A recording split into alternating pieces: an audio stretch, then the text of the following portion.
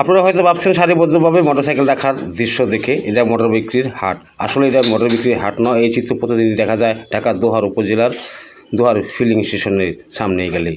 দীর্ঘ লাইন ধরে অপেক্ষা করছে তেলের জন্য। সকাল গড়িয়ে দুপুর হওয়ার পরেও তেলের জন্য অপেক্ষা করছে এই লোকগুলি, তবুও তেল মিলছে না। কারণ তেল না থাকায় ফিলিং স্টেশন বন্ধ আছে। তাই সবাই অপেক্ষায় আছে কখন তেল আসবে, তেল নিয়ে ফিরবে তার নিজ গন্তব্যে।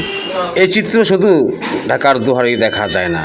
এই চিত্র ফেসবুক খুললেই দেখা যায় সারা বাংলাদেশেই তেল সংকট।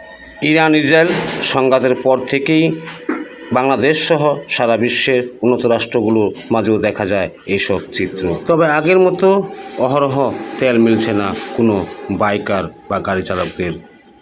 তেল নিতে হলে মেনে নিতে হবে কয়েকটি শর্ত। থাকতে হবে বৈধ লাইসেন্স এবং গাড়ির কাগজপত্র, সাথে রাখতে হবে হেলমেট। সবাই শর্ত মেনে বৈধ কাগজপত্র, হেলমেট এবং ড্রাইভিং লাইসেন্স নিয়ে অপেক্ষা করছে, তবুও মিলছে না তেল। তবে তেল সংকটে আরেকটি চিত্র দেখা যাচ্ছে যে অবৈধ গাড়িগুলো জেলখানার কয়েদির মতো বন্দি আছে ঘরে।